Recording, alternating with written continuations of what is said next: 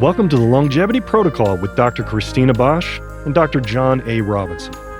We'll be your guides to uncovering the secrets to optimal health, better sex, and happiness. From debunking aging myths to exploring the science behind what it means to live the Longevity Protocol, we'll dive into a wide range of topics. So, get ready for an exhilarating journey in what it means to live well and feel your very best at any age.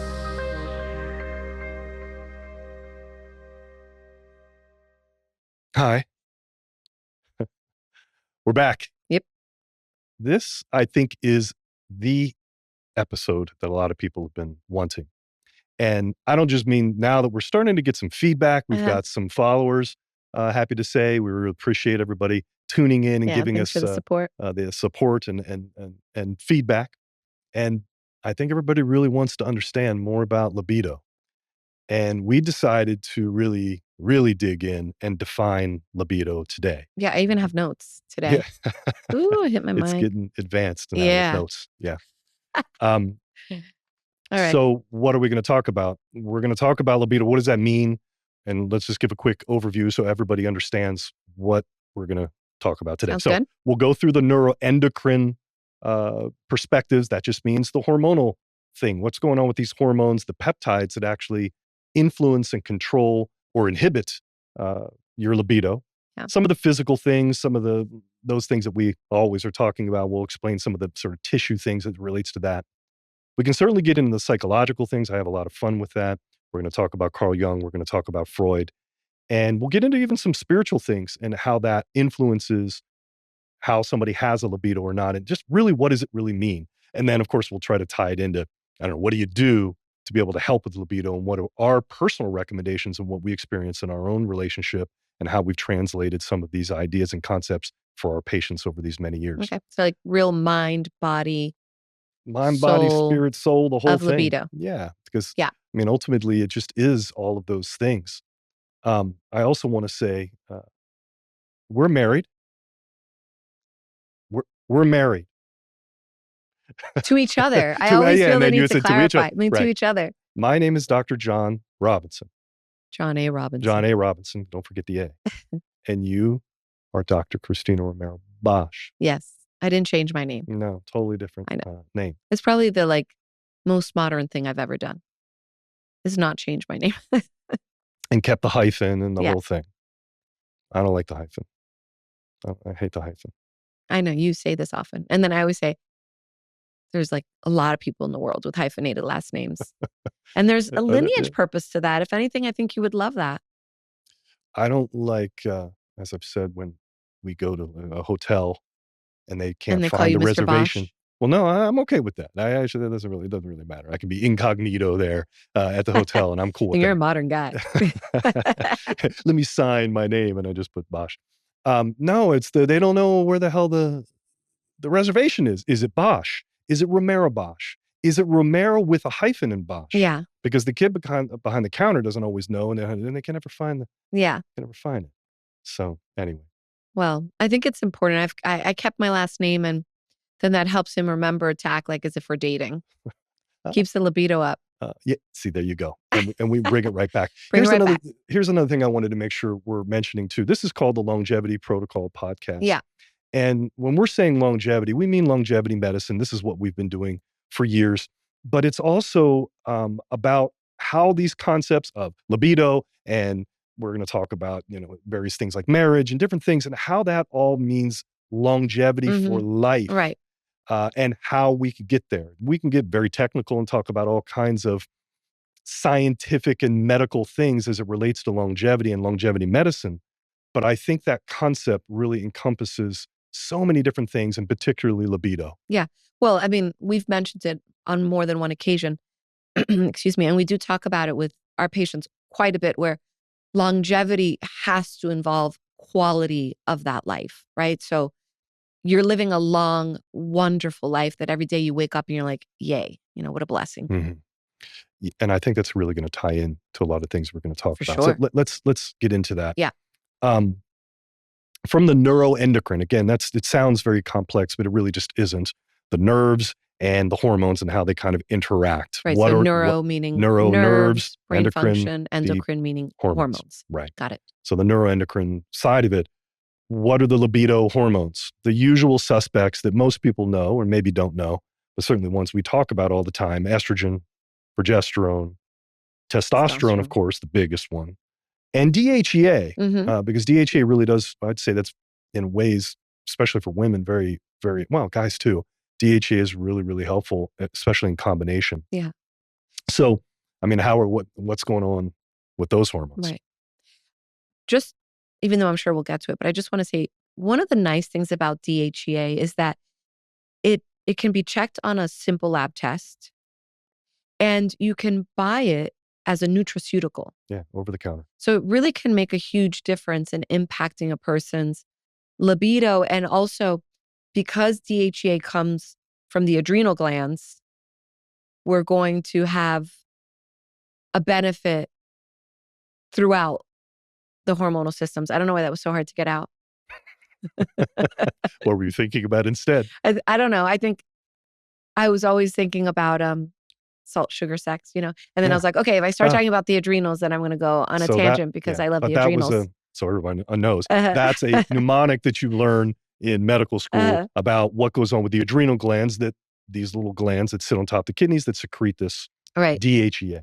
And then I think I was editing myself as I talk, saying, don't talk about the adrenals. I love talking about the adrenals, but let's just bring it back to DHEA, please. Okay, DHEA, fantastic for libido. I mean, that's really what it's about. Easy to check, easy to Easy to supplement. check, easy to supplement, can really launch the ship right Yeah. away. And people don't think about it when they think about their They libido. don't. And another thing, when it comes to DHEA, there are hormonal medication or preparations for women to place DHEA vaginally. Mm-hmm. Both testosterone and DHEA rule the vulva. Mm-hmm. And when we get those kind of hormones there, sometimes even locally, you get a lot of benefit. Right. And the vulva, so you're talking about female genitalia. Yeah. The opening, right? Yeah, but it's good for all the tissue. Yeah. Mm-hmm. And one of the things that will impact libido will be the quality, for the female, for sure, will be the quality of the tissue. Although I guess that's got to be true for the male as well, right? I mean, if you're having sex with a partner who's suffering from dryness, Yeah. that's also negatively impacting how good the sex is. That's a great point.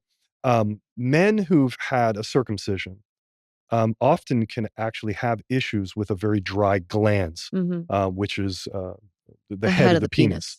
And so this can definitely be an issue, and some men suffer with that. One of the arguments that would be against having a circumcision to get rid of that prepuce, because it's keeping the glans penis, the head of the penis, very moist. Right. So, and even really along the shaft as well. So that's a great point.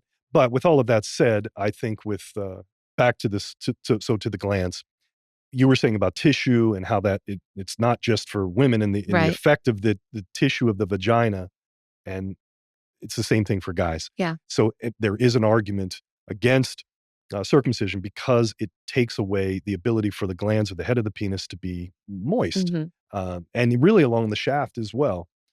So again, this is sort of argument for that. With all of that said, it doesn't mean that a guy has had a circumcision, which many, many men in the United States certainly have had a circumcision. It doesn't mean they're going to have that problem. Right. And there's ways to even handle that.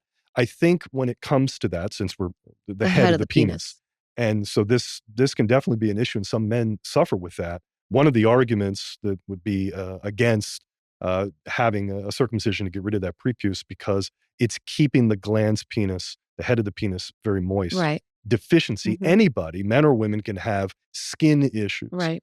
And that can even lead into a dry vagina or an issue with guys with their penis as well. So essential fatty acids. Will the DHEA affect the quality of the lubrication of the head of the penis, just like it affects the female's genitalia? I would say yes, it would, as would just testosterone. It's kind of there to be able to help with all of those things. And as we know, none of this stuff is in a vacuum. It all works sort of together. Right. So it's true. So, okay, so DHEA, testosterone's doing similar things. It's helping to drive psychological desire and drive for libido, meaning I want to, I'm helping, it's helping up top to say I actually have a drive for it. Drive for life. Yeah. Drive for, motivation. Right.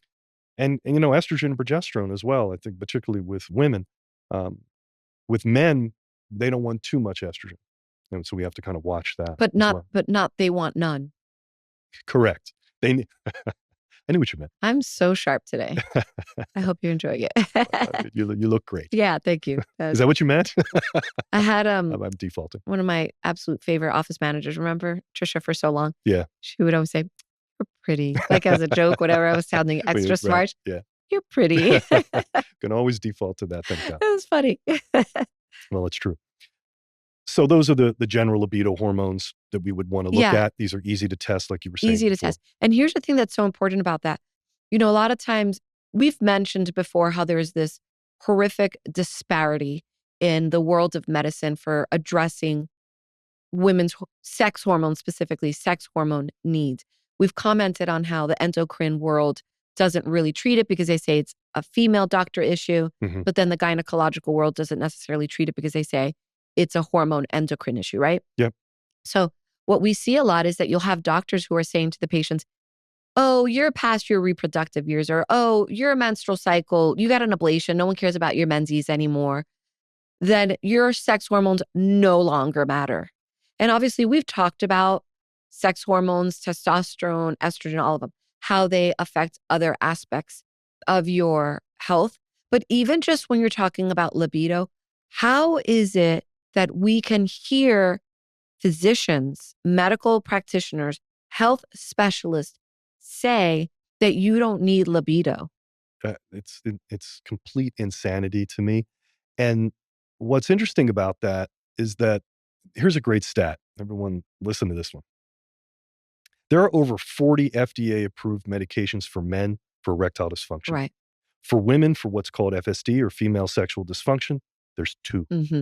That's it. And the second one I think was relatively recent, and I have a great story for that one too. But that's it. And so there's this massive disparity regarding that. Hmm. And it's for whatever reason, they have sort of chosen to say exactly what you're saying. Yeah, it's not that important. When it comes to testosterone levels for women, literally on a lab, the level of 0 It's can be considered considered normal. normal. On some labs, it'll say that, or down to like literally a Hmm. 2 Yeah. when we're trying to drive it up around 70 to 150. They have a really antiquated look at the whole situation. And that's exactly why we do what we do. That's exactly why we became experts in the first place, because thankfully we had patients coming to us Hmm. and saying, help. And Yeah. we went, okay, let's figure it out. Yeah. Like we were on a show the other day and the host was asking, "Oh, how did you get into this? Is it because everyone's having sex and everybody wants sex?" And I was like, actually, no, it's because most people really aren't having sex or aren't having satisfactory sex. And if you're not having good sex, you're usually having a real lack of something in your life that's making you feel dissatisfied.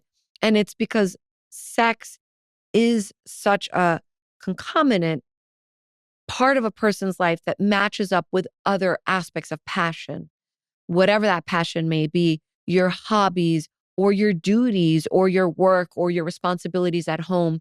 If you're not passionate, if you have low libido, that's not, I have low libido for sex. I'm not interested in sex, but I have all of this passion for all these other things. Look, it happens, but it's not very common.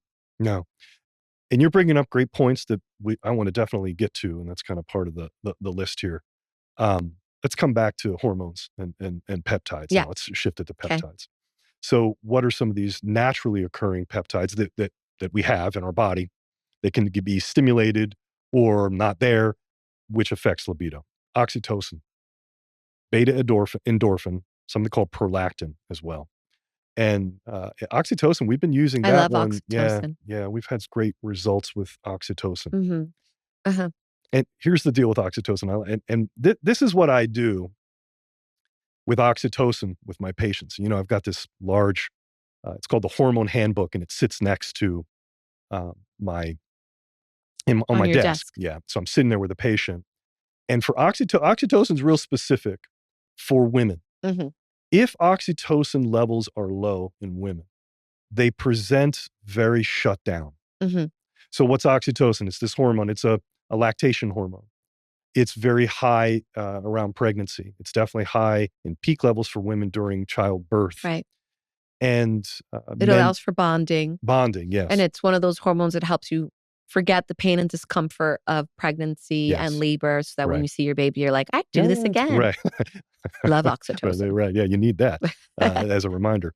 Um, that and you just mentioned about pain because clinically you can use oxytocin injections or orally to actually help people with pain. We see this in Yeah, fibromyalgia and there's those types of great things. studies with Yeah, oxytocin and fibromyalgia, and I've had quite a bit of success, I would you say, in have, yeah. practice with that. So that's the hormone. Actually, right now, probably because we're staring each other so much, so intently Uh-huh, in our eyes, that actually is increasing oxytocin. So just simply staring in somebody's eyes uh-huh. helps with that. Right, because bonding isn't just like mother-child or parent-child, No, it's bonding. You can have people. that stimulation and Mhm. desire for bonding with anybody. Yes. Yeah. And back to that eye contact, this is what helps me to always remember that what oxytocin is doing. Autistic kids tend to not be able to have eye contact. Mm, It's just one of the common mnemonics and mhm. things you would see um, with a autistic kid, and they very often have very low oxytocin levels. Oxytocin. And oxytocin has been used in autism to be able to help a little bit more of that Mhm. bonding that they tend to have challenges with. So that's oxytocin. So anyway, back to the Hertog book. So it's It's called the there, it's Hormone on your Handbook. desk. Yeah, it's there on my desk. And if I see a patient, it's really tough to say to a patient, and I love all of my female patients. I can't just say, "Yeah, you look really shut down," like you're You cold look because cold, you look frigid. yeah, and but that's sort of what it is. And many of them can just flat out say it to me, and others I have to just sort of gently remind them that maybe that's what it is. Yeah. And so I just read the symptoms. I open the book and I just start reading the symptoms. And the symptoms would be that, yeah, you used to have a lot of friends, but now you don't. You, Mhm, you used to be maybe a little more extroverted. Now you're introverted. mhm. Here's a really classic one. You love your husband, but stay away from me. Right. My kids are great, but I don't really Yeah, want you to don't be wanna be around them. bothered, you don't wanna be Yeah. touched, Yes. And touch is a big, you don't big, wanna yeah. be imposed upon, Right. So in the end, that's sort of shut and down. they're literally uncomfortable in their own skin. I mean, Hmm. again, think of that fibromyalgia.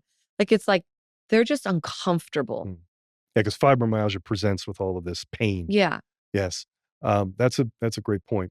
So yeah, that and so often then I just say, "Well, do you think that fits?" right. And so that way I'm not overly imposing on how I'm approaching it for them because maybe I'm wrong. Maybe And it does yeah, maybe it and you doesn't don't fit. wanna label them. Yeah, absolutely. And so we want people to kind of come to their own Mhm. realizations, and that's a good thing about medicine, certainly the way we do it, helping people to understand more about Yeah, themselves in their own way, in their own time, with guidance and support and from us. education. Yeah, and education.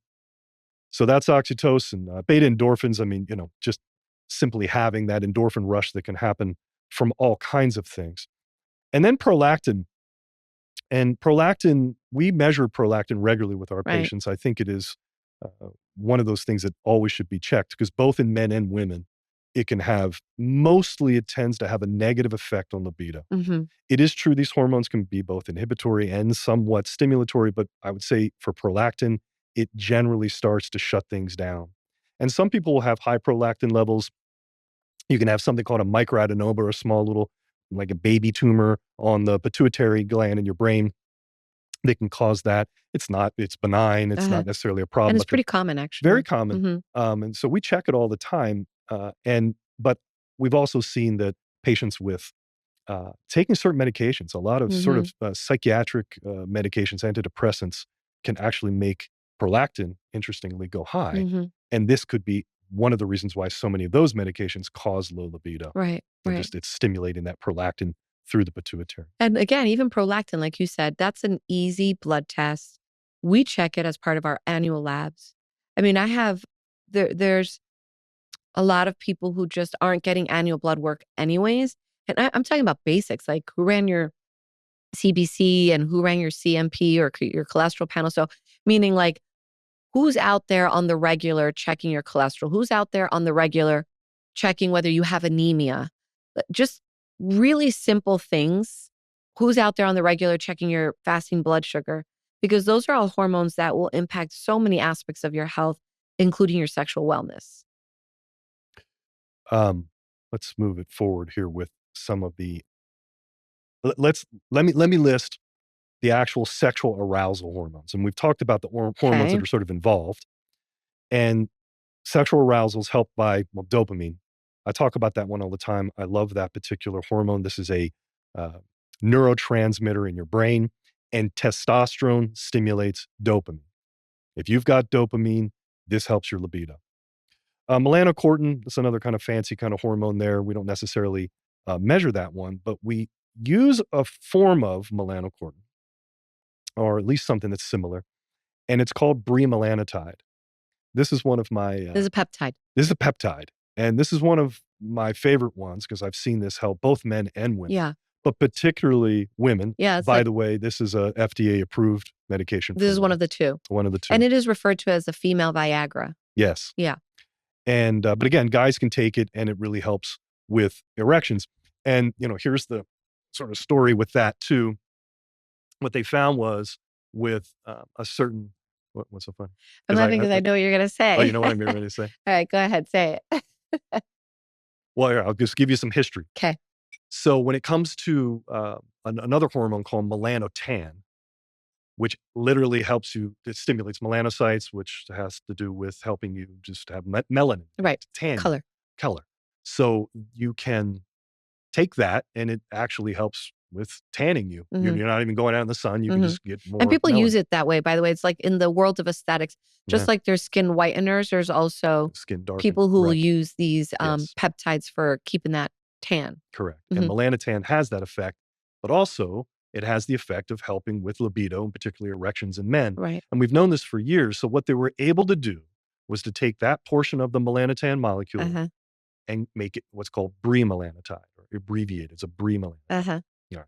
Again, you're smiling because you know what I'm ready to say. So, like with all of these things, we usually are experimenting with them. Oh, for sure. Yeah. I mean, we're and almost always trying things. When appropriate, obviously, we're almost trying things on each other, on ourselves, for sure. like all the time. And bremelanotide was one of another name of it's called PT-141. People are looking this up. Bremelanotide. So this was many years ago. We're very, on top of these things as soon as they came out. So we got some. I had the medical assistant draw some up. I said, I'm going to take some of this home and I want to try it. Uh-huh. And I didn't Again, exactly libido stimulator. libido stimulator. Uh-huh. Let me see what this does. Right. And there's 3 different doses for it, 0.1, 0.2, 0.3. And this was all in the literature, kind of assessing what should I do? I don't know. I'll go with 0.2, Uh-huh. and not really exactly knowing how to approach it at that point. So I got one for me and one for you. We come home, it's around 5 o'clock. It can take up to 4 hours for it to kick in, even though I have learned it can kick in pretty quickly. So I bring it home. You immediately inject yourself. And you right away. It's Yeah. around I 5 don't o'clock. see. I don't even remember mine. Yeah, right but away.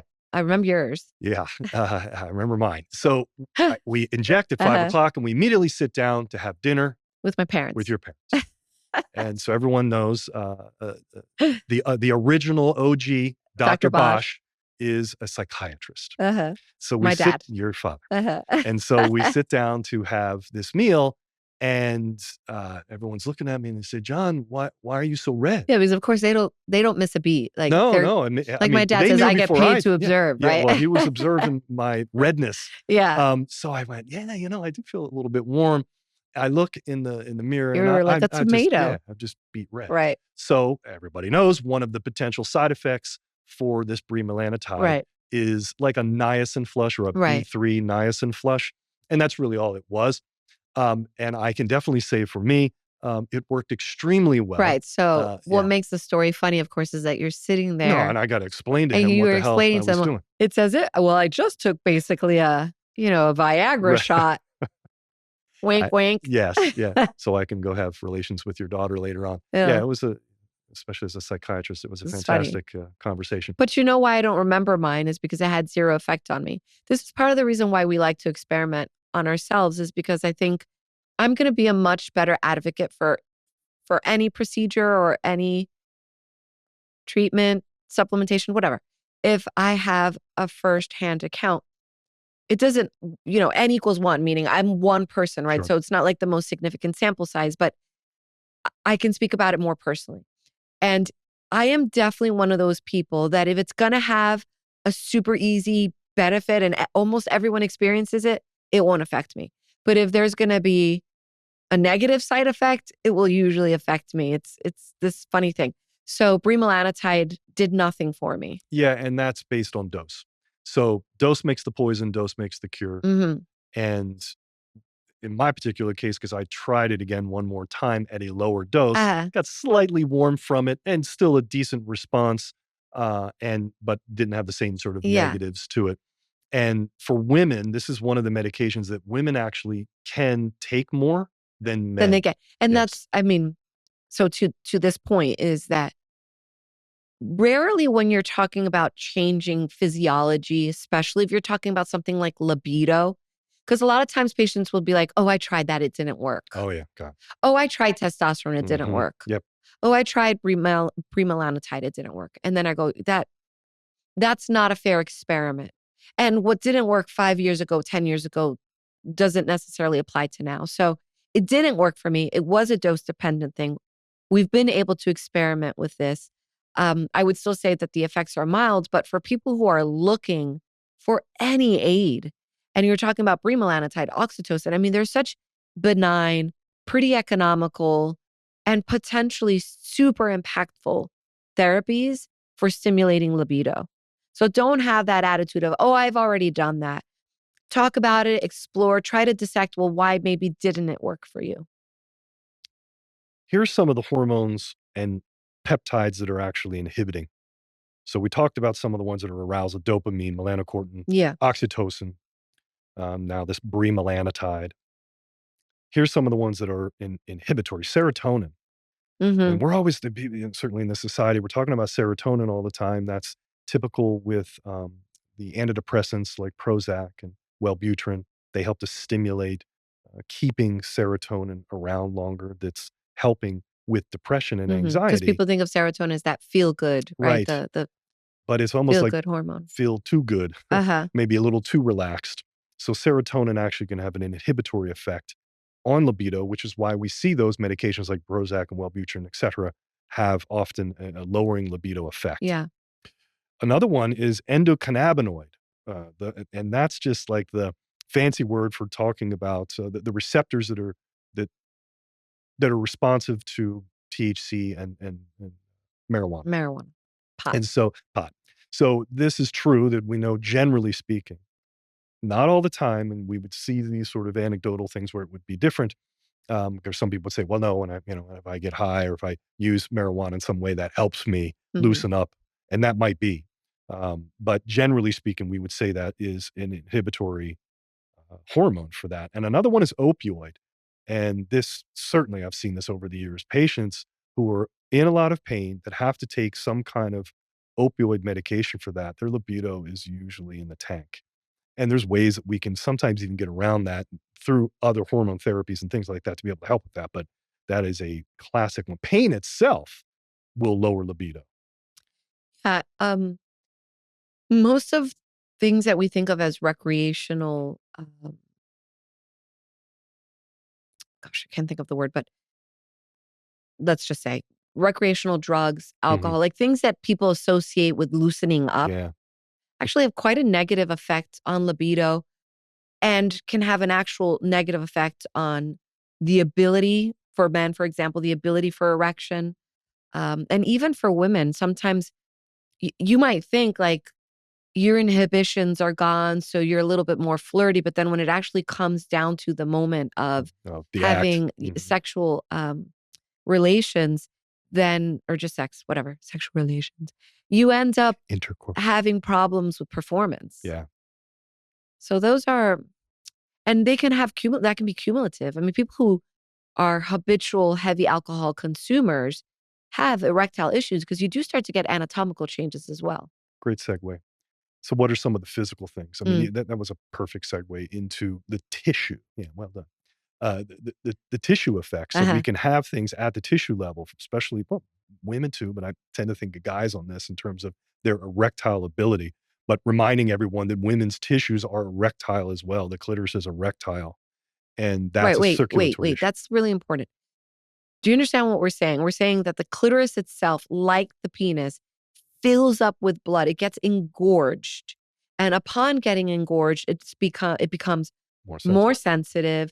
sensitive, more receptive to stimulation, allowing for sex to have a higher chance of orgasm, even just through penetration, because if your clitoris is engorged, then friction on top of the clitoris through just penetration can also enhance orgasm. I mention that just because I don't think people understand how much the clitoris's anatomy contributes to Yeah. the orgasm. And because a lot of women, in particular women, will say, I mean, I guess men complain about this as well, that they'll say, oh, my partner, my female partner, doesn't have an orgasm through just penetration. And the more engorged the clitoris is, the easier that becomes. Right. And the clitoris is analogous to the penis, Right. meaning it is literally almost the same exact thing. It has a glans or the A head. head.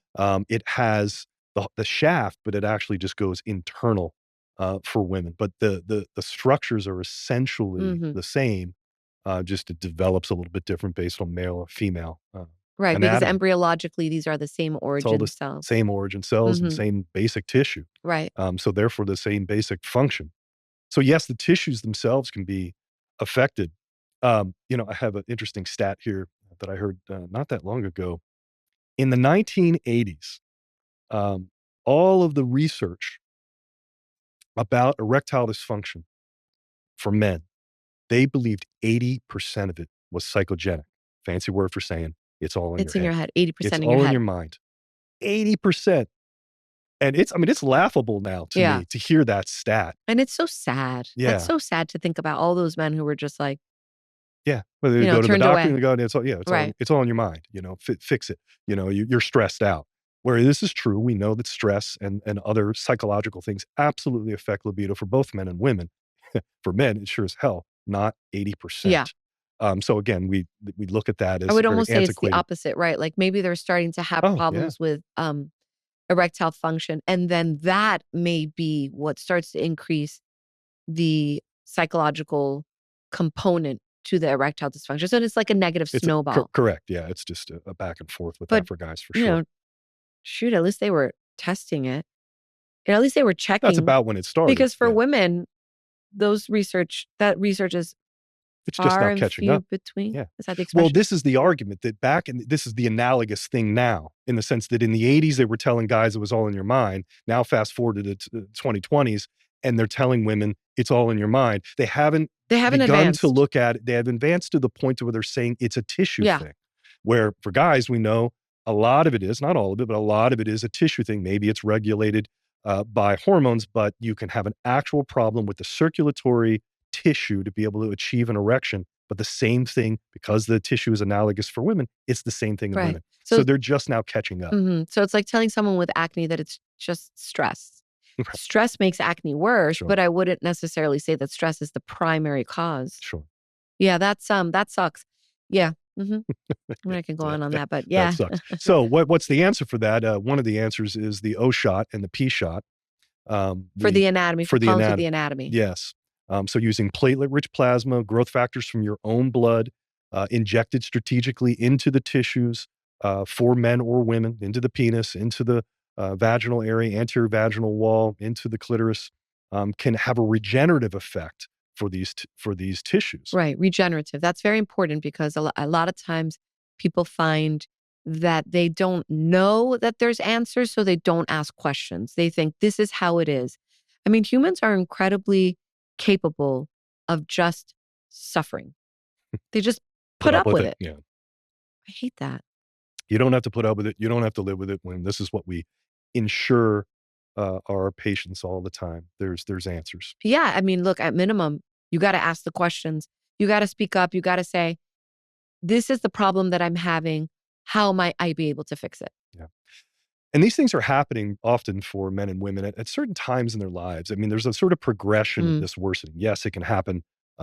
We see it in teens and 20s, but definitely as people start to approach this classical menopausal age of around 50, you see these changes happening, and it becomes more where they're knocking on the door and asking for help. Well, menopausal and andropausal, Andropause, yeah. because similar age when, although the patients are getting younger, but let's say similar age men and women perhaps are going to start complaining about those Yeah. things a little bit The more. average menopausal age in the United States is about 50, 50. 51. And that's been sort of steady for years because Mhm. I've been touting that stat for a long time. And I actually just saw something the other day that I hadn't seen in a while. I was like, Mhm. oh, that was a newer study. I mean, I've been saying that stat since, I don't know, 18 years Yeah, ago. And so it's still steady that menopause is still right around 50. on average. And that doesn't surprise me. And this kind of leads into some of the, even the spiritual things as it relates to libido. There is a passage in Leviticus that I've talked about for years. And this passage is about essentially in sort of Bible talk, it will say when exactly these changes start to occur. Now, it doesn't say menopause or andropause, of course, but it talks about an age of when things start to shift for people in a certain way that's very similar to the whole idea of menopause. And here's what it says. I wanted to read this for you. This is out of Leviticus 25. Mhm. On the day of atonement, you shall sound the trumpet through all your land, and you shall consecrate the 50th year. This is exactly right when you turn 50. Right. This is about the Jubilee, and Jubilees are usually right around that time frame. Anyway, you will proclaim liberty, freedom throughout the land to all its inhabitants. It shall be a Jubilee for you when each of you shall return, that's a big word, shall return to his property, and each of you shall return to his clan. That 50th year shall be a jubilee for you. And what that is saying, especially where it's talking about an atonement, it means forgiveness. It means, and the return, you return back to your origin of uh, where you started, your full cycle, and that full cycle should occur at 50. So something very sort of magical about that and spiritual Mhm. about that time frame and that return and that forgiveness. And what I see with patients when they come in right around this age, they're having that, you know, they've gone there, it's roughly halfway through their lives. They often need to forgive not just others. Sometimes it could be a spouse, it can be things from the past, but they have to forgive themselves. And if they haven't done that, I think that interferes with their libido. It interferes with their ability to sort of absorb life because they haven't had that return back and that atonement, that at one-ment with themselves. And they can't move past it. And part of that is really hormones. And I think the hormones can help to remind them of those things to be able to, again, forgive. There's another concept that goes along with this Chiron. I've talked to you about this before. Chiron is a planetary body that's in your astrological chart that it makes a full cycle at either 49, 50, or 51. They call it the wanderer Chiron, and he returns back in at right around 50. Mhm. So that idea, Chiron is the wounded healer.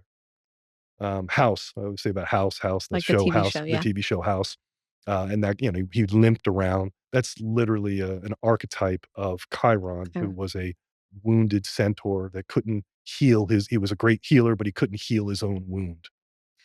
I just wanna kind of readdress both of these stories, okay? Because they're pretty heavy. They can be pretty heavy. The concepts in them are heavy. And I was going to say, while you were talking about the Leviticus excerpt, that when we're seeing mental and emotional dysfunction in sexual wellness in younger patients, let's say you mentioned adolescence. So, okay, starting in adolescence, definitely in the 20s, that I find that there tends to be a stronger mental and emotional component. When we're talking about sexual dysfunction that is happening later in that midlife area, that there is a much more significant compounding negative effect of fluctuations in hormone and anatomy. But it's interesting because you're saying about this Leviticus thing and the atonement, which you said at one Yeah. mint, that this notion of forgiveness, you're starting, I hope the listeners here are starting to get a sense of that overlapping. And the body is so beautifully complex, it's so sophisticated. This notion, and I'll speak for women, of discomfort, of just like, I have already borne so much. I've already burdened and carried so much, whether it's literally children or penetration or the sufferings of those in my community and the world around me. There is just wear and tear to the machine.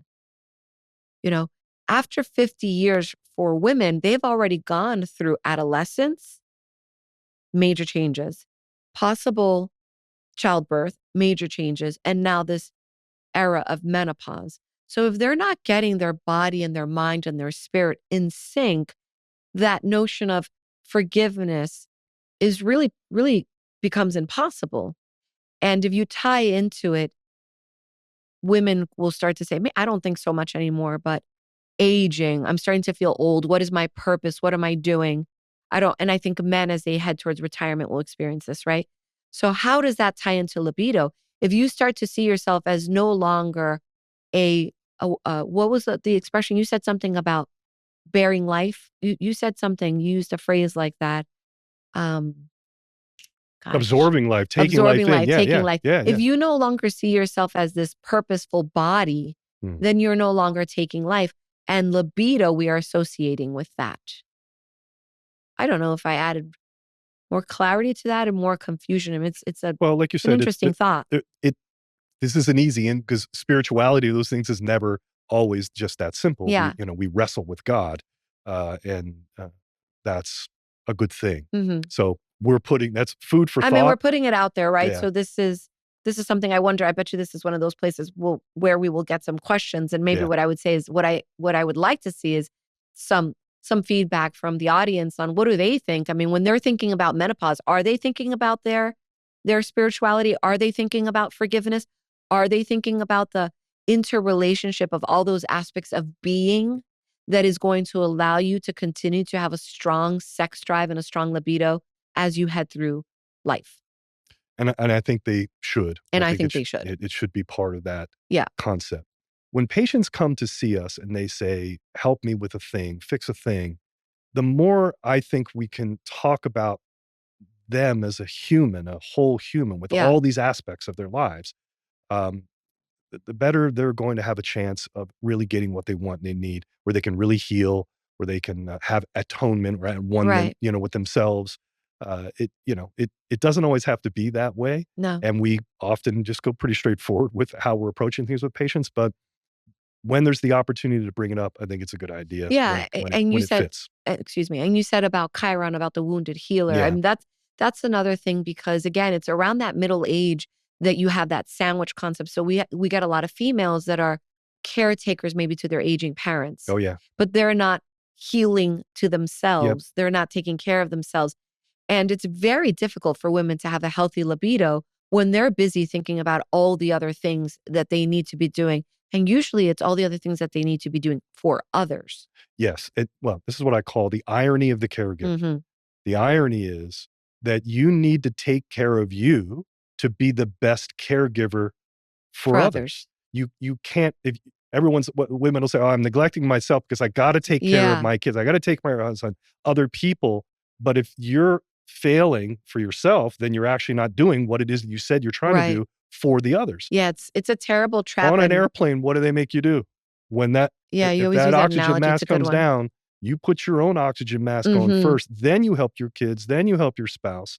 Take care of yourself so you can take care So of that you're others. available to help Yeah, others. Yeah. absolutely. And that's true about your libido too. I mean, if you're in a relationship, you want your partner needs to be met. You want your partner's sexual needs to be met, but you're not making sure that you're able to have your sexual needs met. You don't even think you have sexual needs. Well, I don't know too many relationships where one person is happy having their needs met when their partner is totally not interested. It's virtually Yeah. impossible.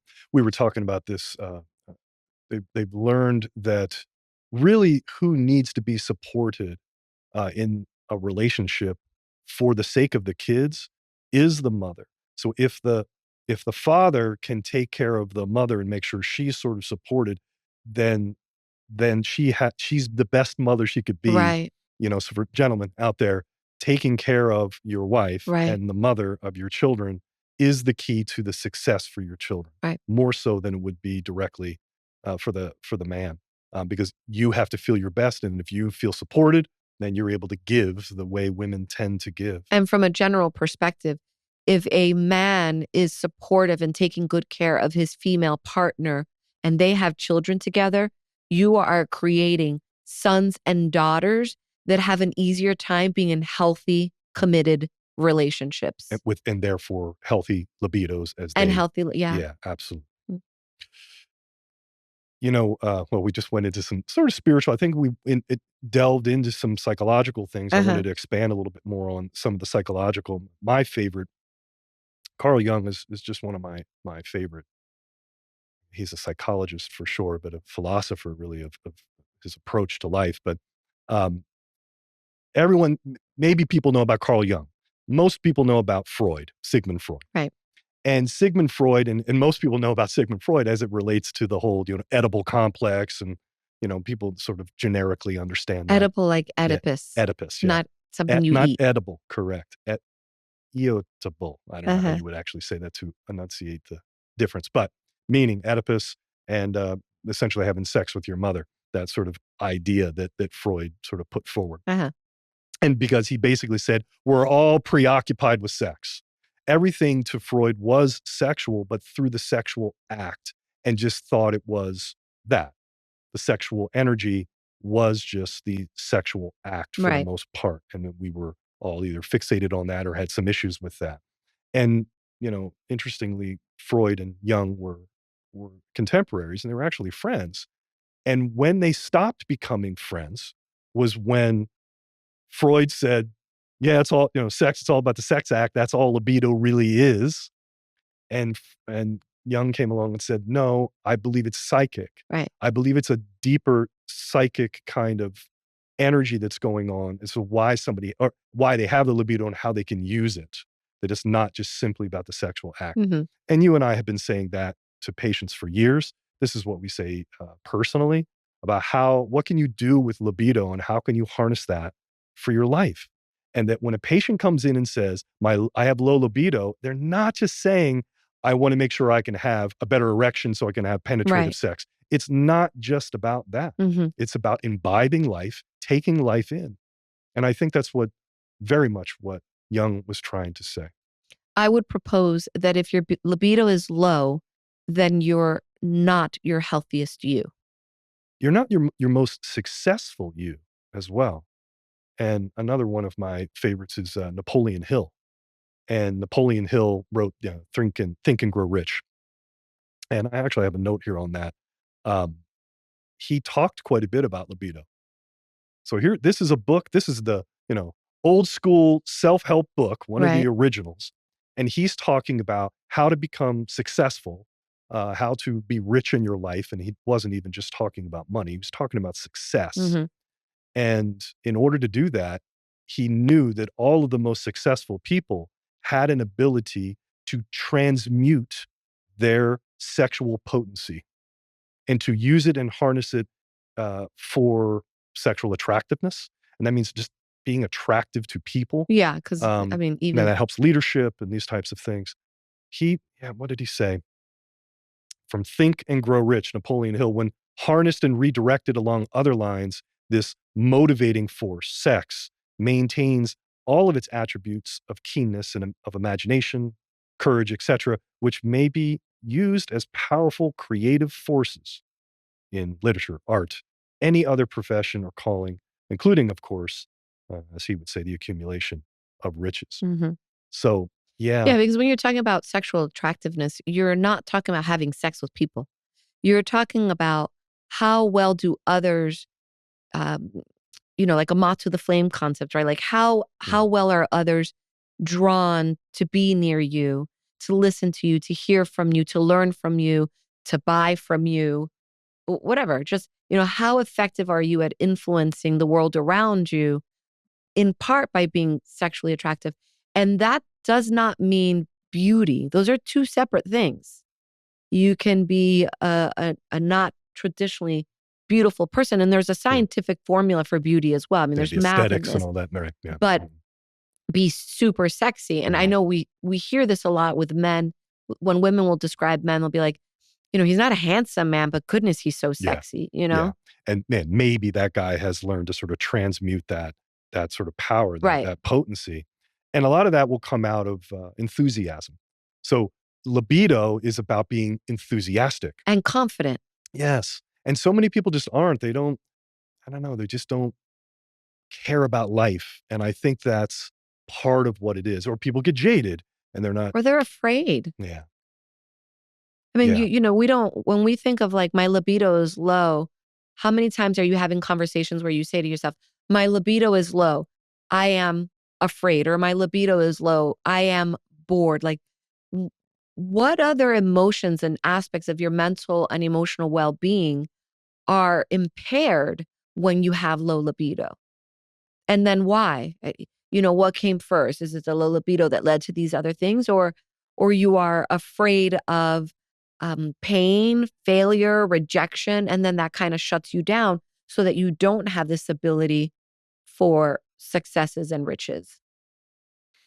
Um, I think we're probably running a little bit long here. This has just been a fantastic subject. I want to help pull this all together.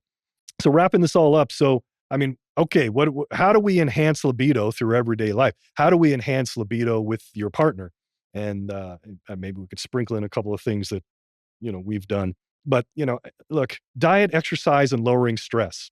That always seems to be this sort of generic thing, an answer for all kinds of things. Yeah. It doesn't matter what it is, but diet, exercise, and lowering your stress is really going to help with your libido. If that's not there, I mean, it's really, really difficult. Many times for people, they're just simply not eating enough. Many times people are just not moving enough. There's no circulation going on.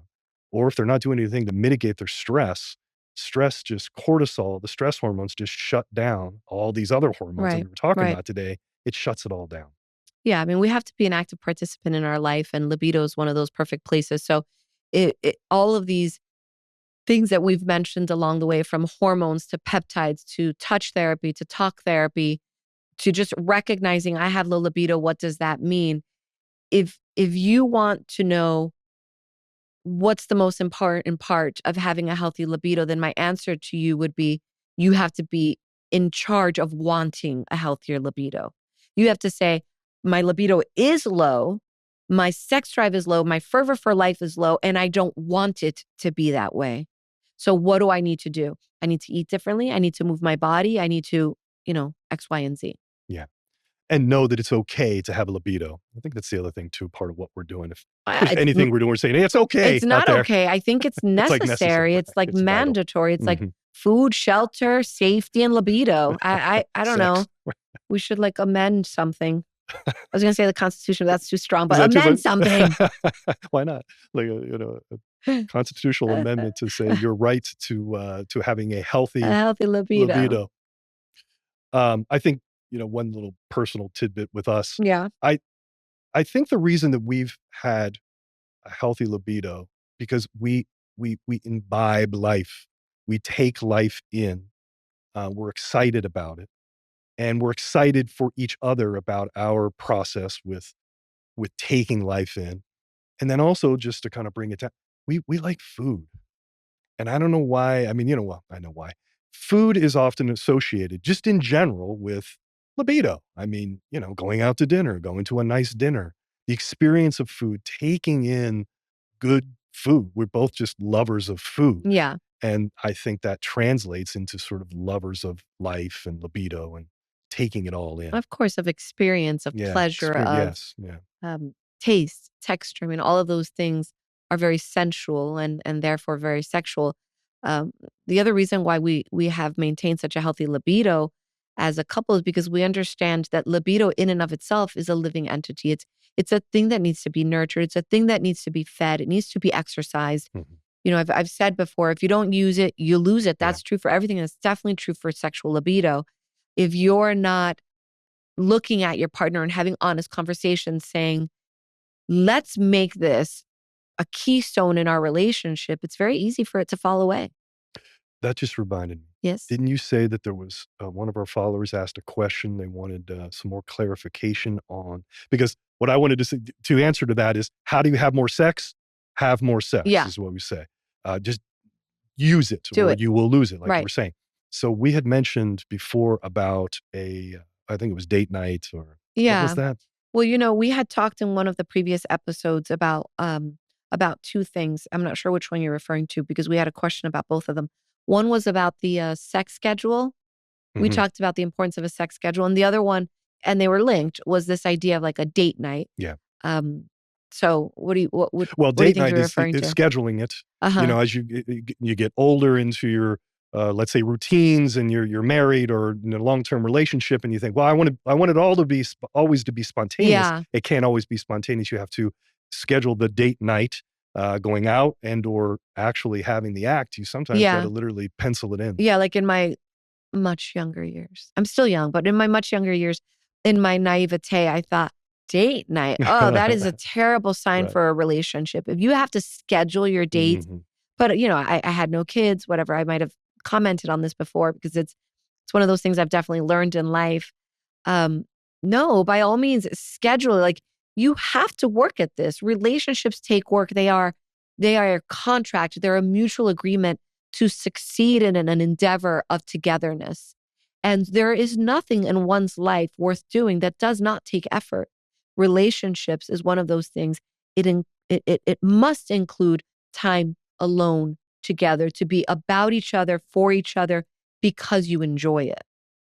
And I enjoy every minute of my life of that Yeah. process with you. Yes. Yes. Well, I think that's a good way to end. Yeah. Thank you. That was great. Libido. Love it. Get it. Get some. Get some. Get some.